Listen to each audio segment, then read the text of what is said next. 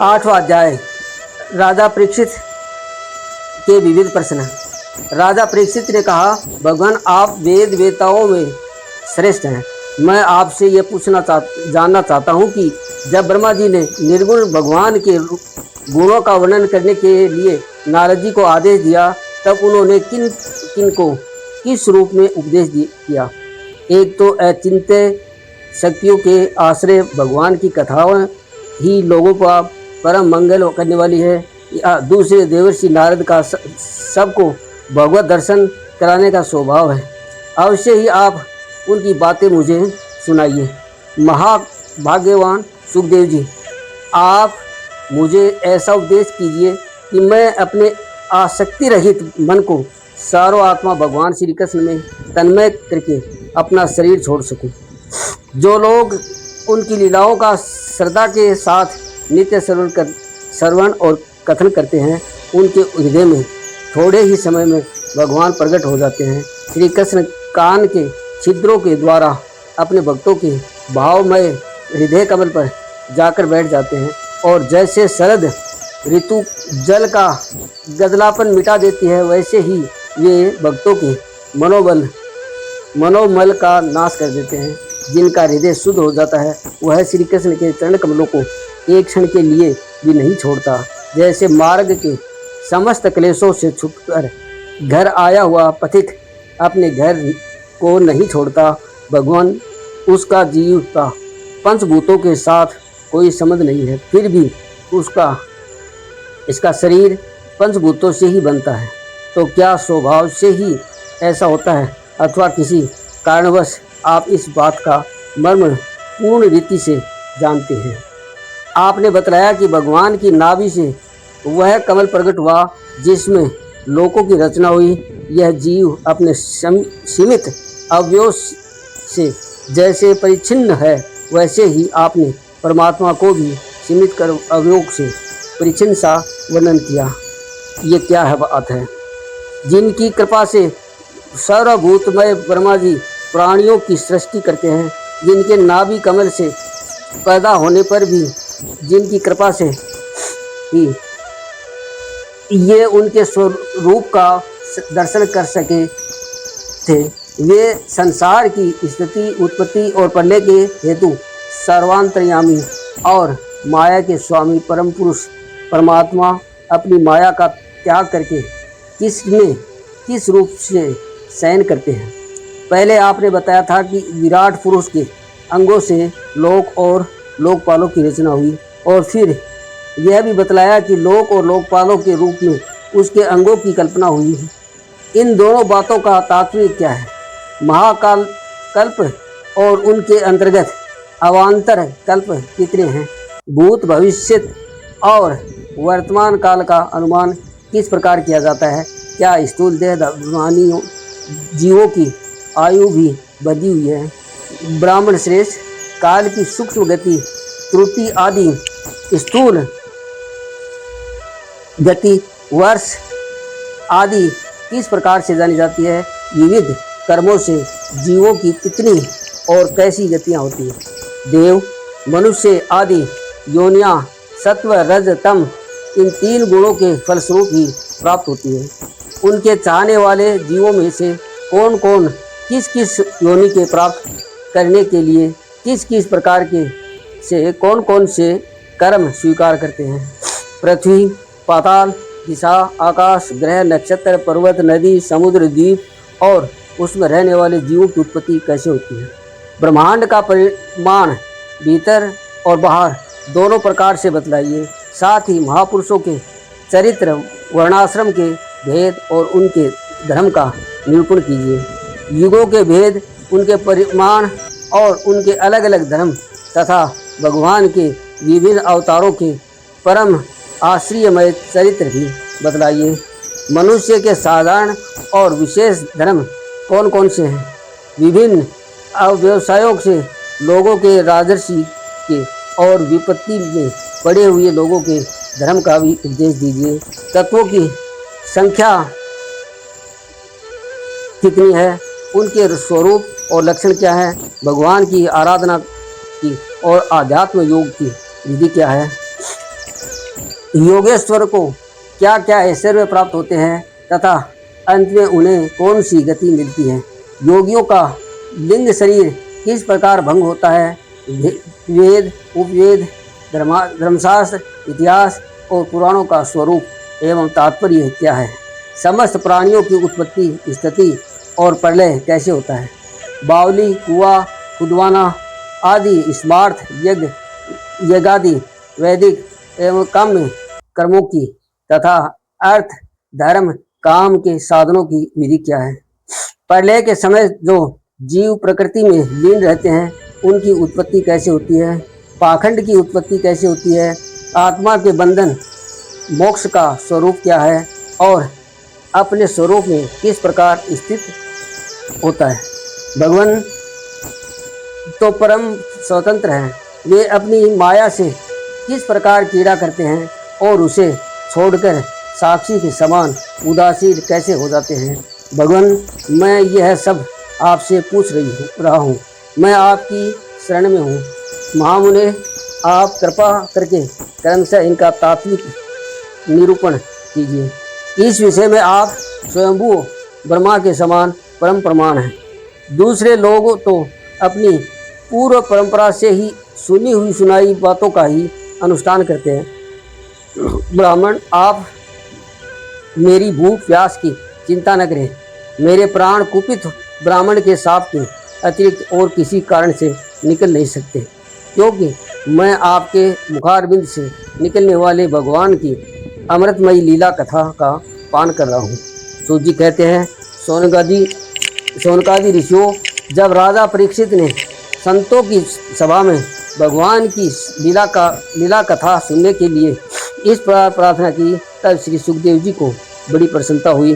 उन्होंने उन्हें वहीं वेद तुल्य श्रीमद् भागवत पुराण सुनाया, जो ब्रह्मकल्प के आरंभ में स्वयं भगवान ने ब्रह्मा जी को सुनाया था। पांडु वंश शिरोमणि परीक्षित ने उनसे जो जो प्रश्न किए थे वे उस सब का उत्तर क्रमशः देने लगे।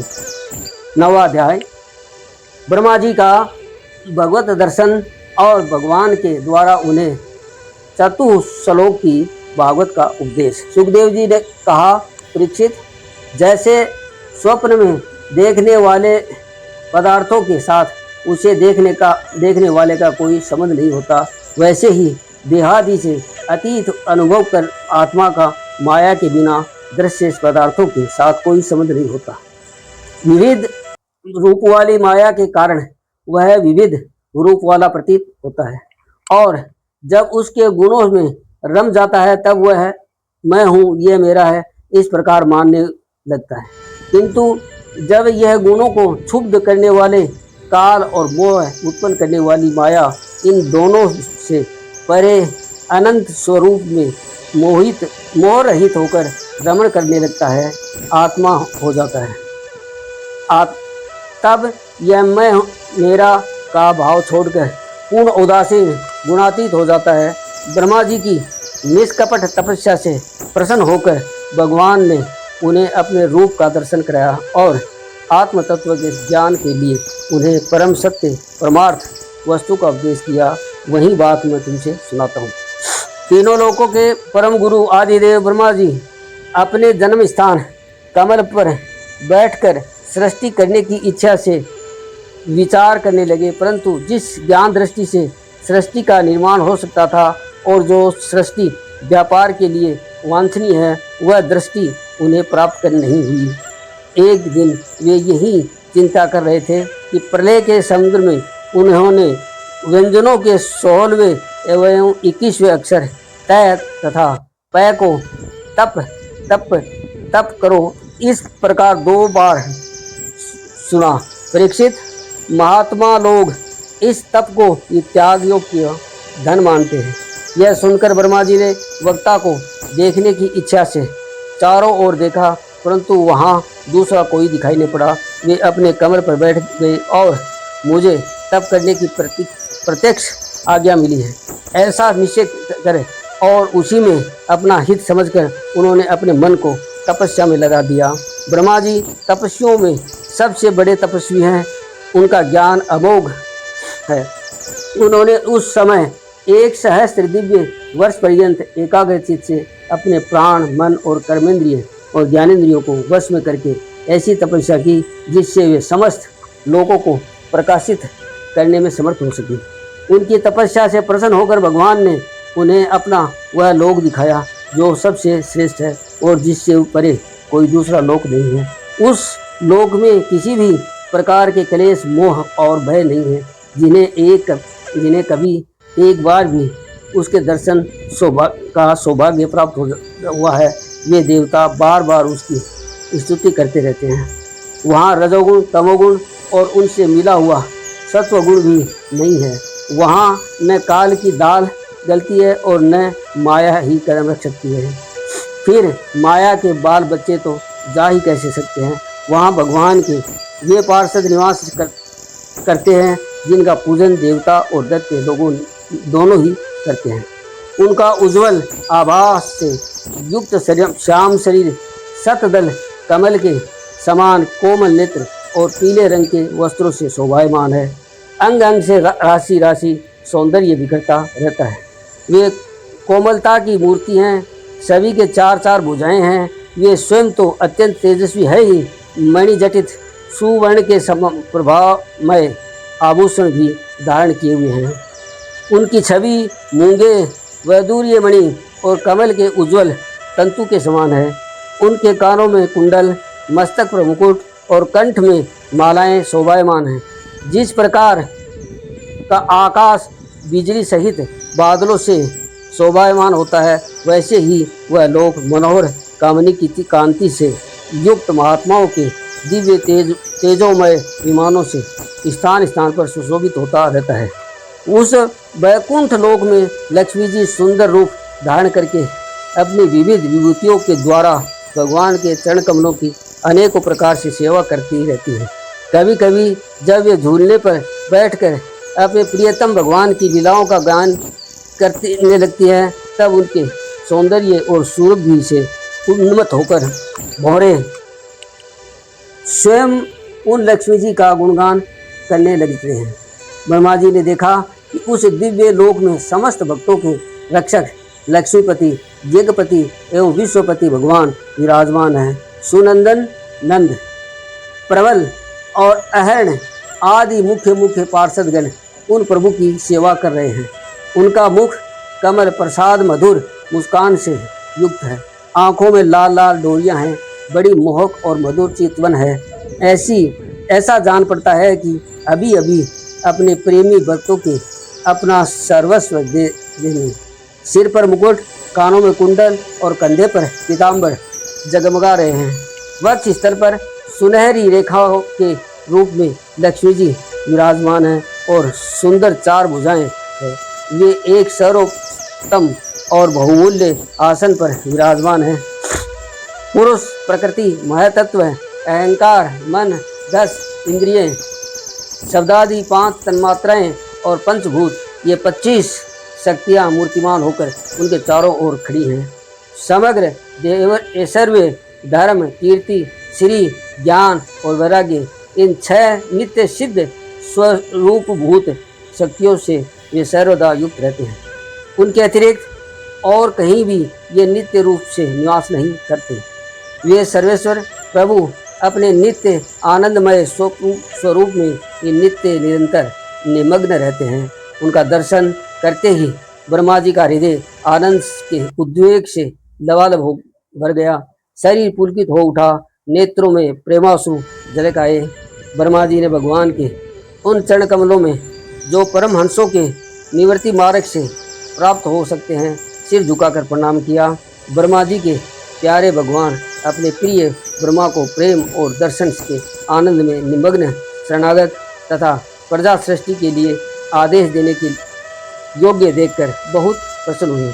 उन्होंने ब्रह्मा जी से हाथ मिलाया तथा मंद मुस्कान से अलंकृत वाणी में कहा, भगवान ने कहा, ब्रह्मा जी, तुम्हारे हृदय में तो समस्त वेदों का ज्ञान विद्यमान है।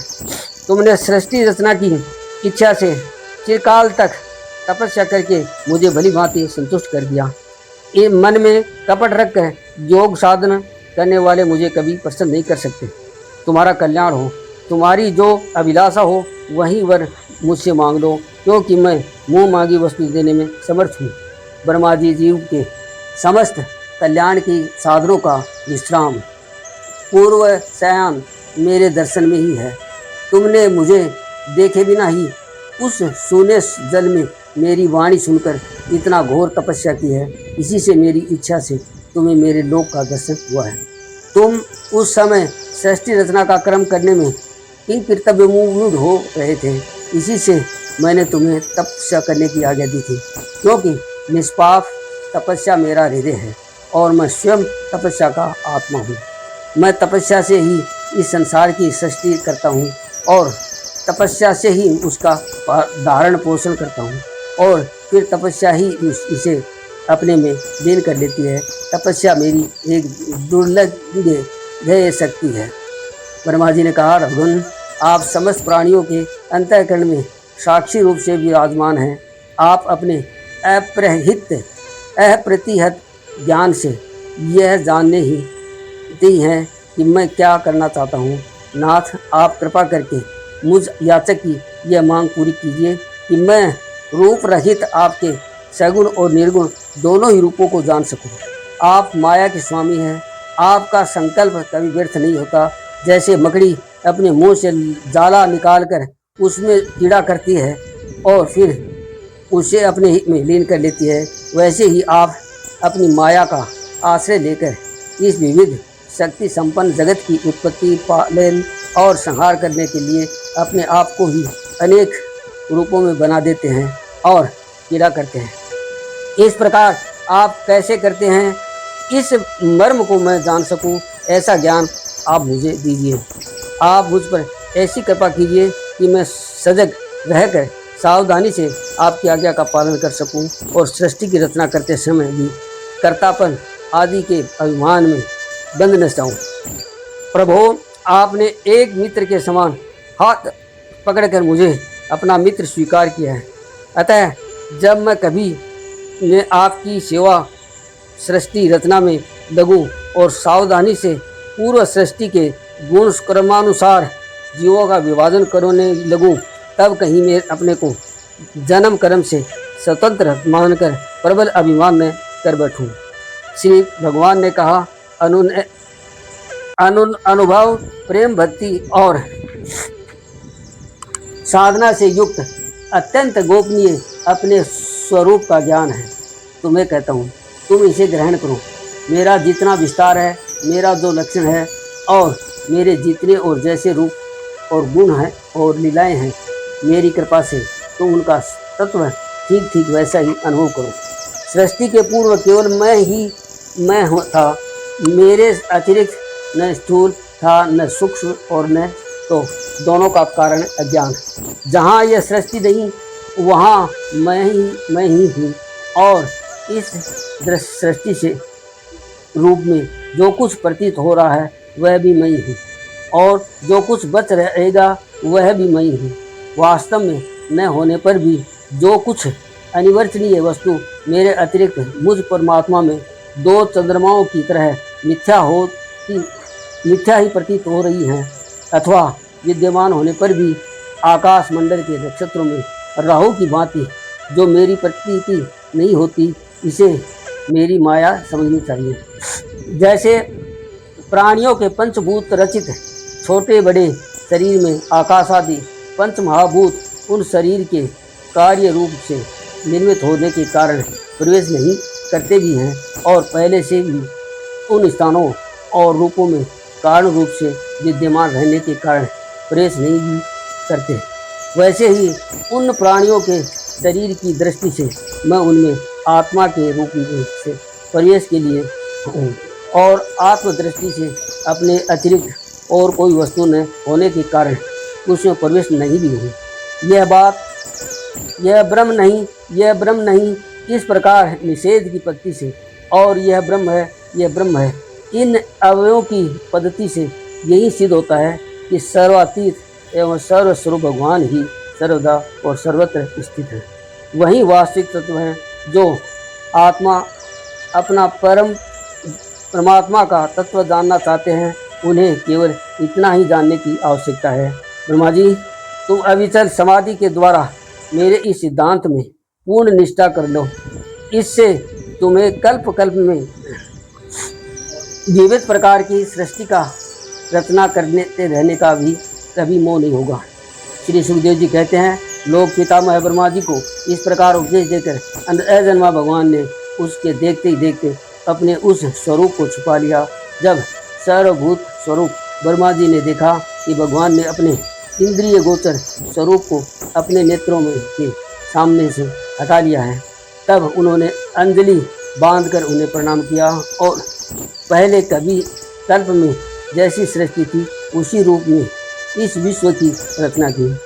एक बार धर्मपति प्रजापति ब्रह्मा जी ने सारी रचना का जनता का कल्याण हो अपने इस स्वार्थ की पूर्ति के लिए विविध पूर्वक यम नियमों को धारण किया। उस समय उनके पुत्रों में सबसे अधिक प्रिय परम भक्त देवर्षि नारद जी ने मायापति भगवान की माया का तत्व जानने की इच्छा से बड़े संयम विनय और सौम्यता से अनुगत होकर उनकी सेवा की और उन्होंने सेवा से ब्रह्मा जी को बहुत ही संतुष्ट कर लिया।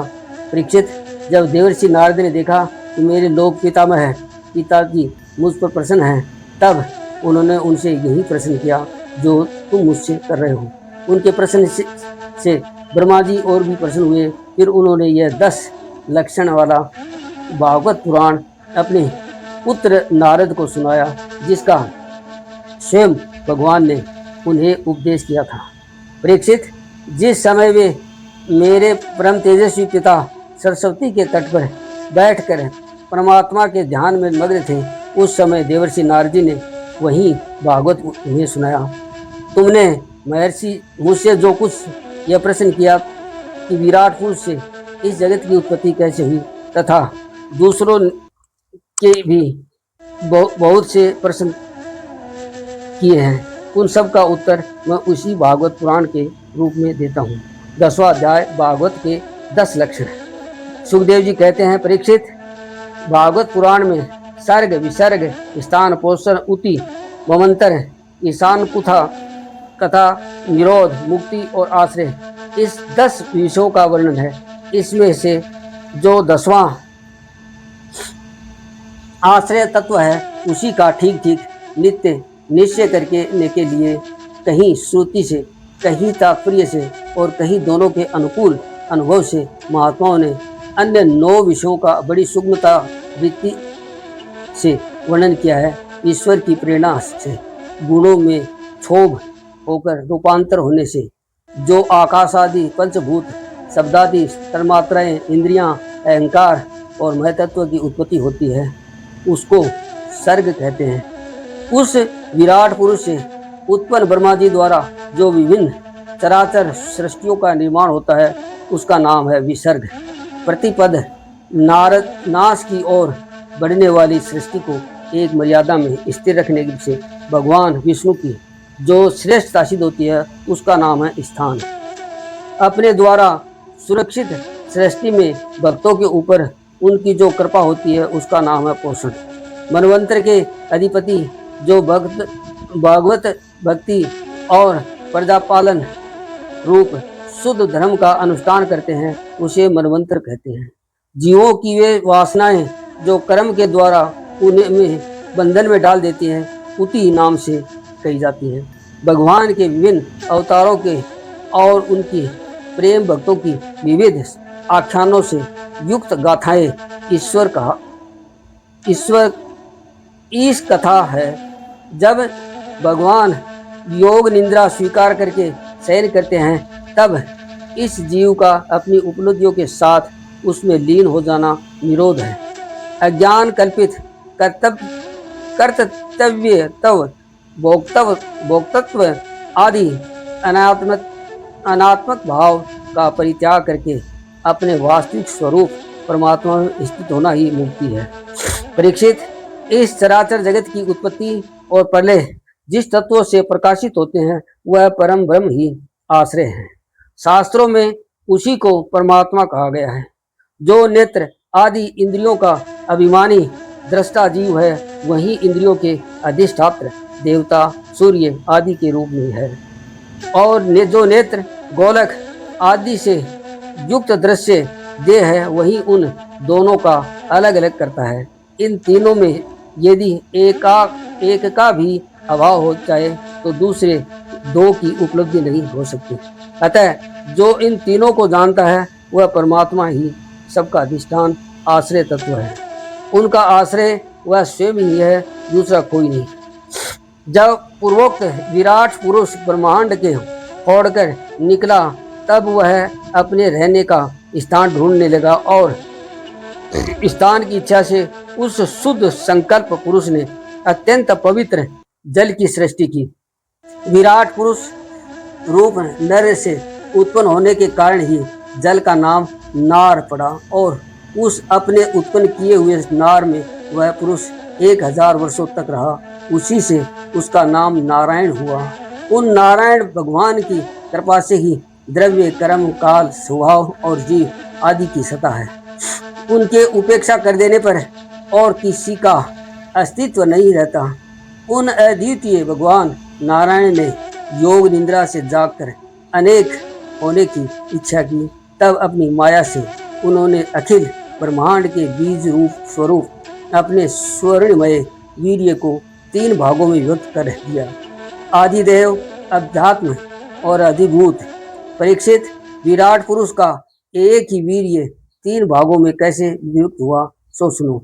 विराट पुरुष के हिलने डोलने पर उनके शरीर में रहने वाले आकाश से इंद्रिय बल, मनोबल और शरीर बल की उत्पत्ति हुई।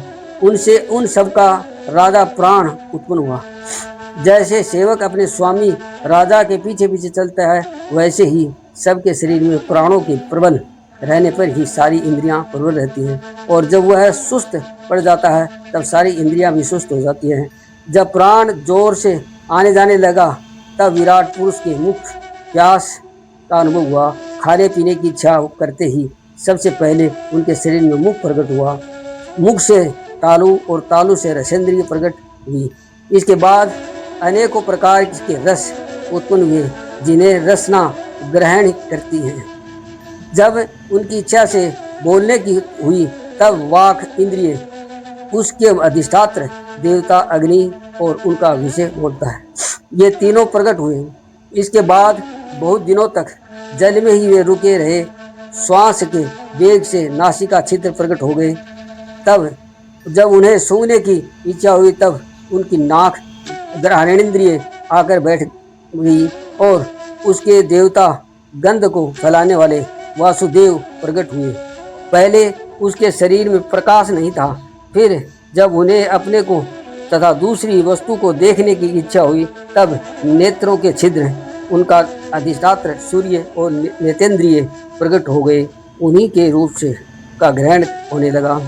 जब वेद रूप ऋषि विराट पुरुष को स्तुतियों के द्वारा जगाने लगे तब उन्होंने सुनने की इच्छा हुई। उसी समय कान की अधिष्ठात्र देवता दिशाएं और श्रोतेंद्रिय प्रकट हुए। इसी से शब्द सुनाई पड़ता है। जब उन्होंने वस्तु की कोमलता, कठिनता, हल्कापन, भारीपन, उष्णता और शीतलता आदि जाननी चाहिए तब उनके शरीर में चरम प्रकट हुआ। पृथ्वी में से जैसे वृक्ष निकल आता है उसी प्रकार उस चरम में रोए पैदा हुए और उनके भीतर बाहर रहने वाले वायु भी प्रकट हो गया। स्पर्श ग्रहण करने वाली त्वचा इंद्रिय भी साथ ही साथ शरीर में चारों ओर लिपट गई और उससे उन्हें स्पर्श का अनुभव होने लगा। जब उन्हें अनेकों प्रकार के कर्म करने की इच्छा हुई तब उनके हाथ उगाए। उन हाथों में ग्रहण करने की शक्ति हतेंद्रिय तथा उनके अधिदेवता इंद्र प्रकट हुए और दोनों के आश्रय से होने वाला ग्रहण रूप कर्म भी प्रकट हो गया। जब उन्हें अभीष्ट स्थान पर जाने की इच्छा हुई तब उनके शरीर में पैर उगाए। चरणों के हाथ साथ ही चरण इंद्रिय के अधिष्ठात्र रूप में वहाँ स्वयं यज्ञ पुरुष भगवान विष्णु स्थित हो गए और उन्हीं में चलना रूप कर्म प्रकट हुआ। मनुष्य इसी चरणेन्द्रिय से चलकर यज्ञ सामग्री एकत्रित करते हैं। संतान, रति और स्वर्ग भोग की कामना होने पर विराट पुरुष के शरीर में लिंग की उत्पत्ति हुई। उसमें उपेंद्रिय और प्रजापति देवता तथा दोनों के आश्रय रहने वाले काम सुख का आविर्भाव हुआ। जब उन्हें मल त्याग की इच्छा हुई तब गुदा द्वार प्रकट हुआ। तत्पश्चात उसमें वायु वायु इंद्रिय और मित्र देवता उत्पन्न हुए। इन्हीं दोनों के द्वारा मल त्याग की क्रिया संपन्न होती है।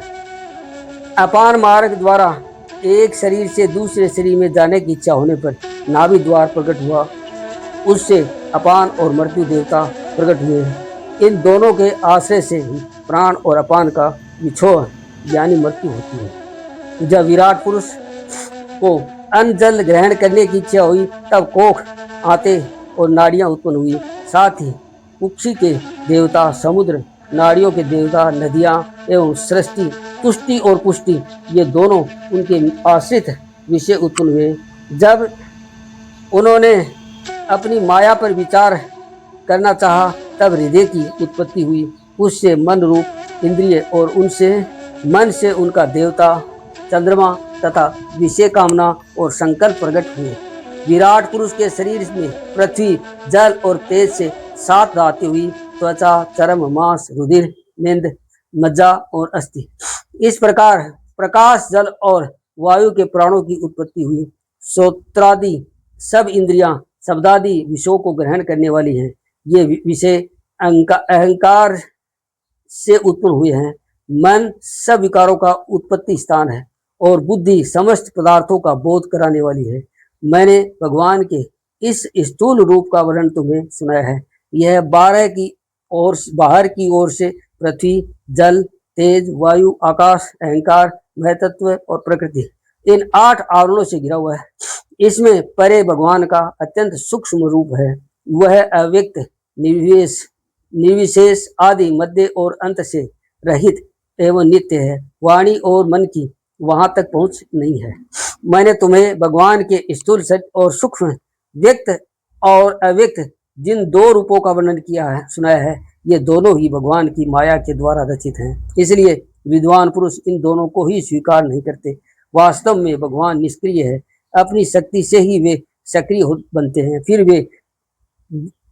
फिर तो वे ब्रह्म का या विराट रूप धारण करके वाच्य और वाचक शब्द और उसके अर्थ के रूप में प्रकट होते हैं और अनेकों नाम, रूप तथा क्रियाएं स्वीकार करते हैं। परीक्षित, प्रजापति, मनु, देवता, ऋषि, पितर, सिद्ध, चारण, गंधर्व, विद्याधर, असुर, यक्ष, किन्नर, अप्सराएं, नाग, सर्प, किमपुरुष, उरग, मातृकाएं, राक्षस, पिशाच, प्रेत, भूत, विनायक, कुष्मांड, उन्माद, वेताल, यातुधान, ग्रह, पक्षी, मृग, पशु, वृक्ष, पर्वत, सरीसृप इत्यादि जितने भी संसार में के नाम रूप है सब भगवान के ही हैं।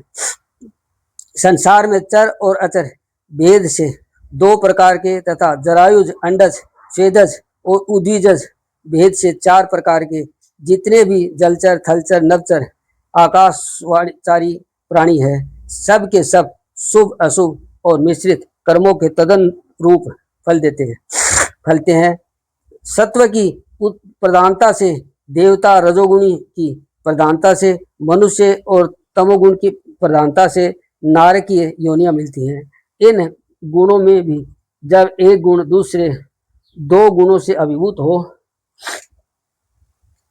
जाता है तब प्रत्येक गति के 3-3 भेद हैं और हो जाते हैं। वे भगवान जगत के धारण पोषण के लिए धर्ममय विष्णु रूप स्वीकार करके देवता, मनुष्य और पशु, पक्षी आदि रूपों में अवतार लेते हैं तथा विश्व का पालन पोषण करते हैं। पहले का समय आने पर वे ये भगवान अपने बनाए हुए इस विश्व को कालांगनी रूप स्वरूप रुद्र का रूप ग्रहण करके अपने में ही वैसे ही लीन कर लेते हैं जैसे वायु मेघ माला को। परीक्षित, महात्माओं के अनिचिंतन ईश्वर भगवान का इसी प्रकार वर्णन किया है, परंतु तत्वज्ञानी पुरुषों को केवल इस सृष्टि पालन और प्रलय करने वाले रूप में ही उनका दर्शन नहीं करना चाहिए, क्योंकि वेद तो इससे परे हैं। सृष्टि की रचना आदि कर्मों का निरूपण करके पूर्ण परमात्मा से कर्म या कर्तापन का संबंध नहीं जोड़ा गया है। वह तो माया से आरोपित होने के कारण कर्तव्य का निषेध करने के लिए की है। यह मैंने ब्रह्मा जी के महाकल्प का आवंतरण कल्पों के साथ विवरण किया है। सब कल्पों में सृष्टि का क्रम एक सा ही है। अंतर है तो केवल इतना ही कि महाकल्प के प्रारंभ में प्रकृति से क्रमशः महतत्वादि की उत्पत्ति होती है और कल्प के प्रारंभ में प्राकृत सृष्टि को तो जो कि त्यों रहती है। चराचर प्राणियों की विकृति सृष्टि व नवीन रूप से होती है। परीक्षित, काल का परिमाण कल्प और उसके अंतर्गत मंवंतरों का वर्णन आगे चलकर करेंगे। अब तुम पाद कल्प का वर्णन सावधान होकर सुनो। सोनकादि ने पूछा, सूत जी, आपने हम लोगों को से कहा था कि भगवान के परम भक्त विदुर जी ने अपने अति दुस्तज्य कुटुंबियों को छोड़कर पृथ्वी के विभिन्न तीर्थों में विचरण किया था। उस यात्रा में मैत्रेयी ऋषि के साथ अध्यात्म के संबंध में उनकी बातचीत कहाँ हुई तथा मैत्रेय जी ने उनसे के प्रश्न करने पर किस तत्व का उपदेश किया। सूत जी, आपका स्वभाव बड़ा सौम्य है। आप विदुर जी का वह चरित्र हमें सुनाइए। उन्होंने अपने भाई बंधुओं को क्यों छोड़ा और फिर उनके पास क्यों लौट आए। सूत जी ने कहा, सोनकादि ऋषियों, राजा परीक्षित ने भी यही बात पूछी थी। उनके प्रश्नों के उत्तर में सुखदेव जी महाराज ने जो कुछ कहा था वही मैं तुमको आप लोगों से कहता हूँ। सावधान होकर सुनिए। इति द्वितीय स्कंद समाप्त। हरि ओम तत्सत।